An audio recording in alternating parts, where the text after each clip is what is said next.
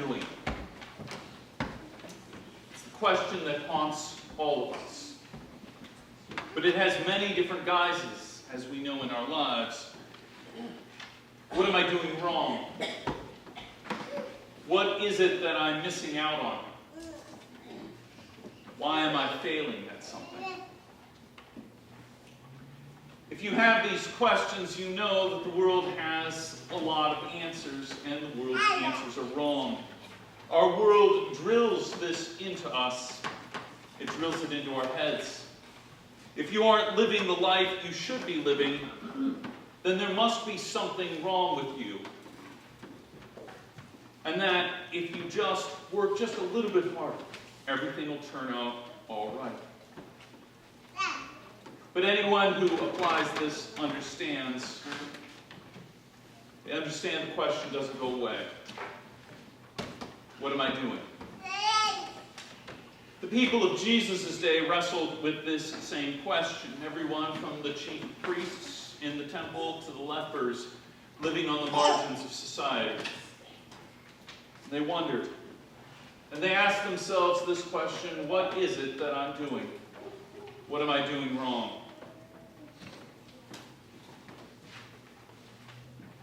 They had the same answers, maybe a different flavor. But into this world that was obsessed with what each and every human lacked came Jesus. In our gospel lesson today, 10 men called out with nothing to offer. They received a command with nothing to offer. And they proclaimed a gospel with nothing to add. And here's that beautiful thing. The beautiful, scandalous, liberating thing. No matter how these men reacted to the gospel, it was still proclaimed to the people it was intended to reach. People with nothing to offer. People like you and me. Please stand for the gospel.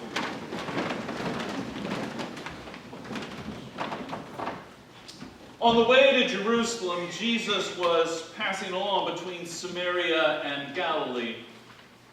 And as he entered a village, he was met by 10 lepers who stood at a distance and lifted up their voices saying, Jesus, Master, have mercy on us.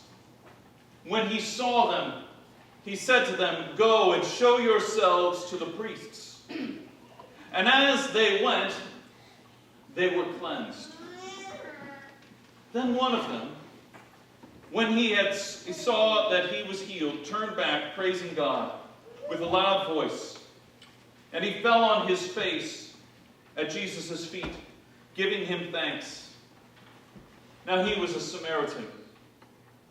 Then Jesus answered, were not 10 cleansed? Where are the other 9? Was no one found to return and give praise to God except this foreigner? And he said to him, rise and go on your way. Your faith has made you well. Word of the Lord, you may be seated.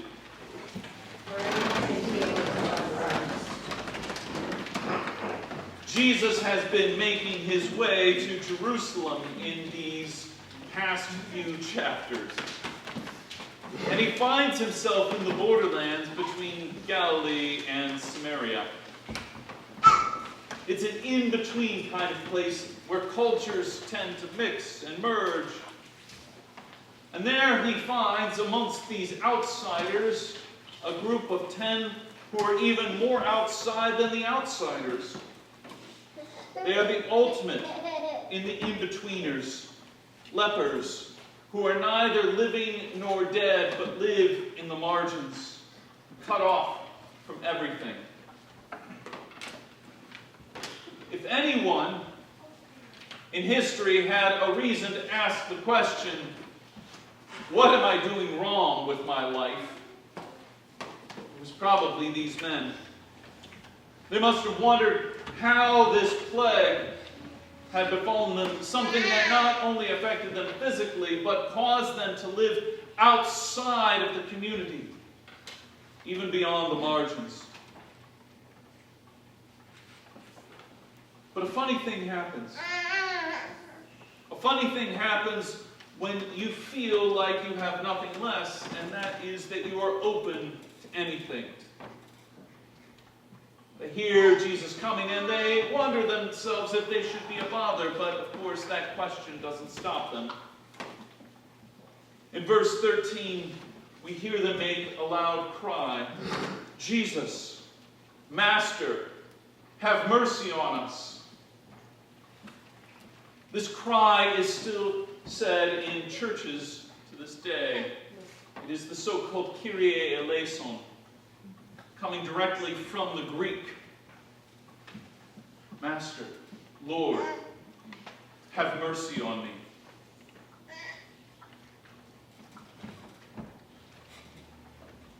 If they were listening to the world, they may have asked themselves exactly what it was they had to offer, what they could bring their master in order to justify themselves or justify the fact that they needed healing. But they were cut off from everything. They had nothing at all.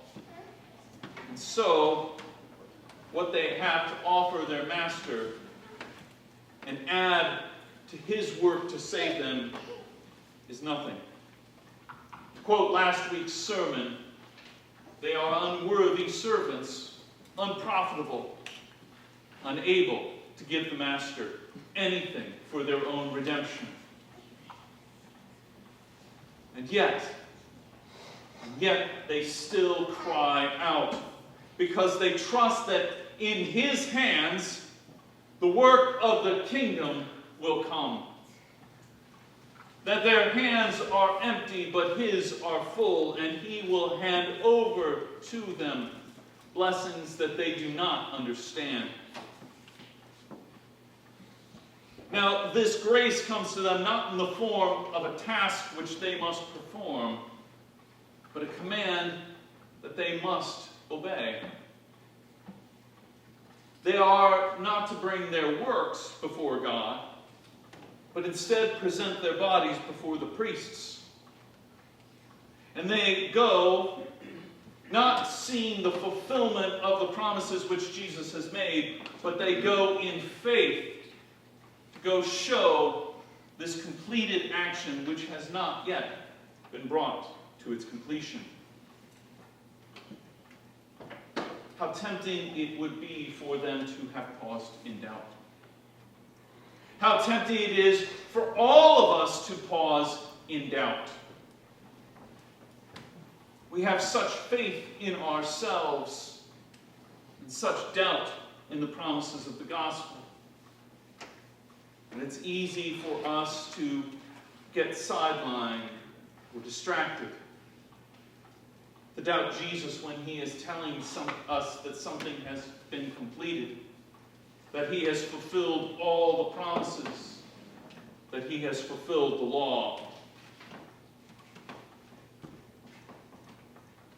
And yet these lepers, perhaps because they had nothing left, perhaps because they realized they had nothing to add, still followed, still obeyed, still in some way that they probably didn't even understand themselves, believed and had faith in the promises that were being made.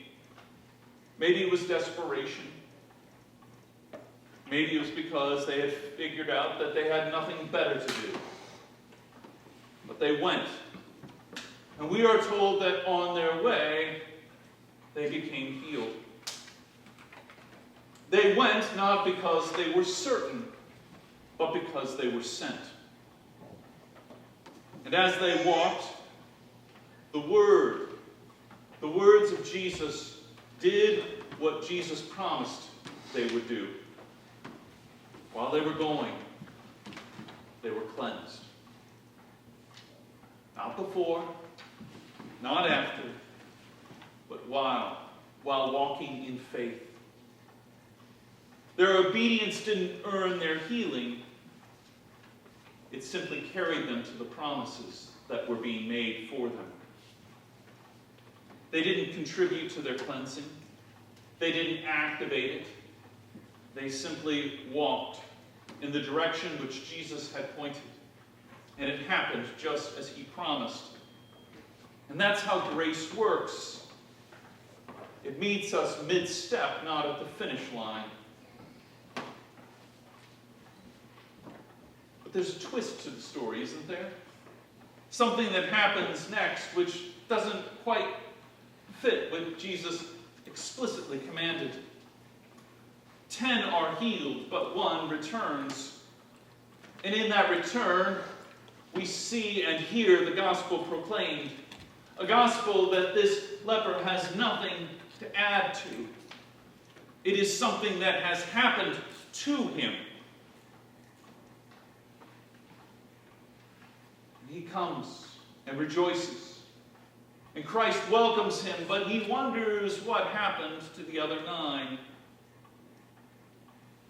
We do too. Many books and articles and scholarly reports, even Luther himself, talk about these other 9.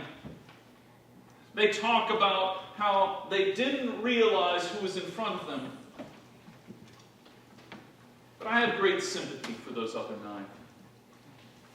I have great sympathy because when grace comes to us unexpectedly, when grace heals us in our deepest wounds,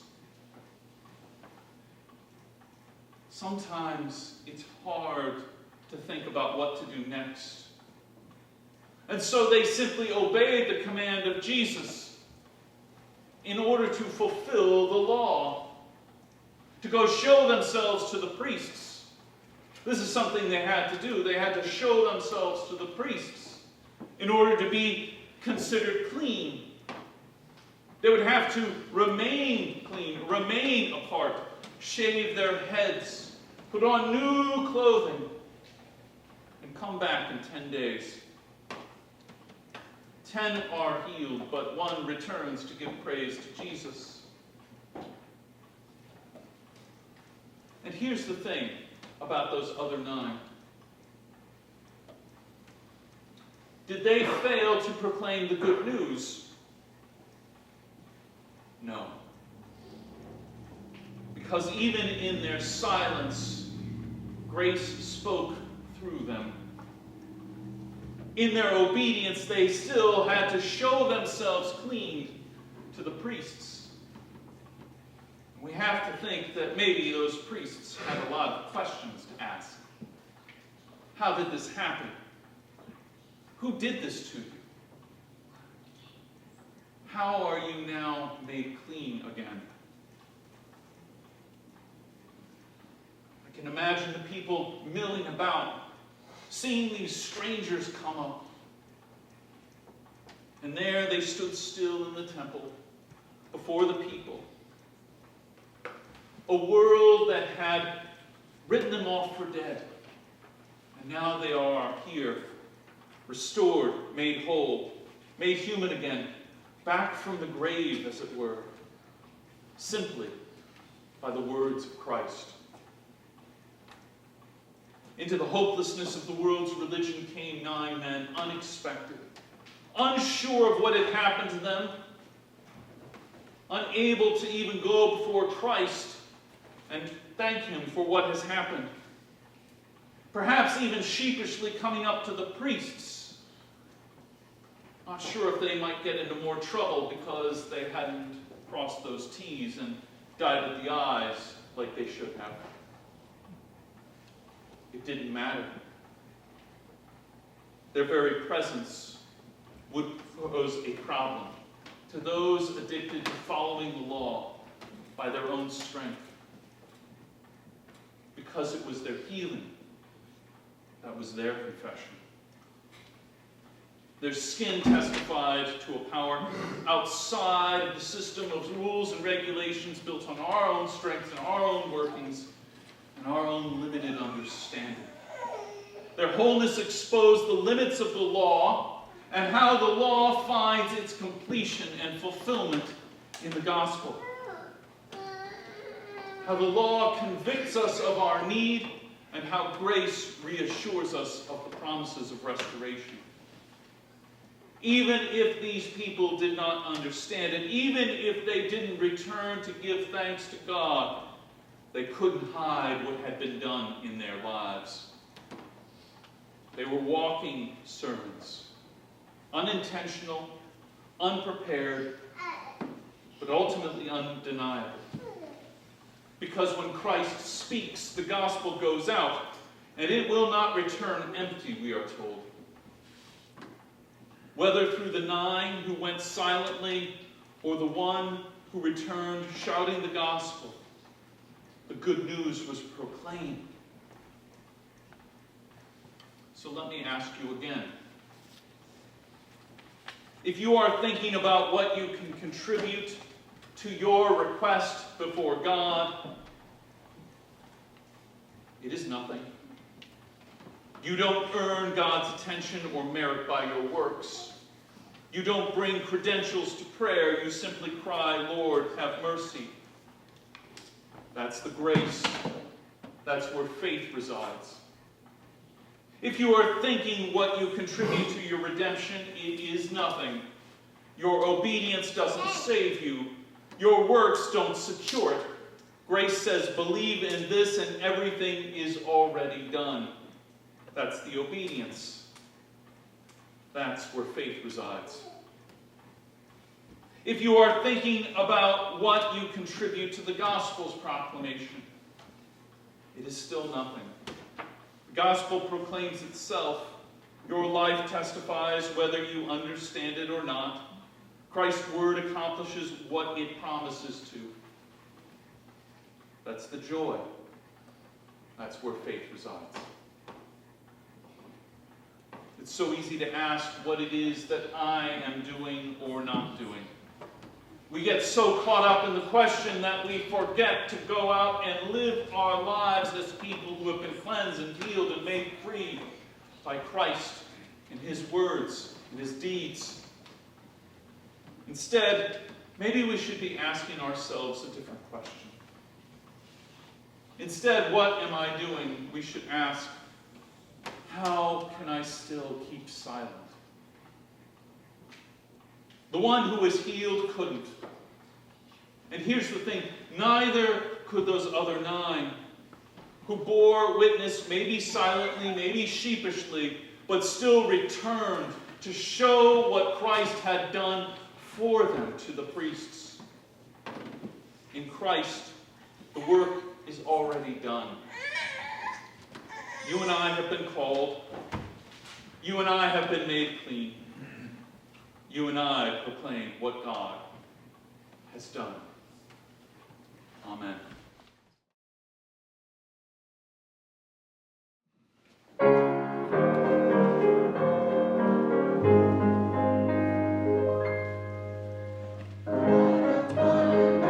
Jesus.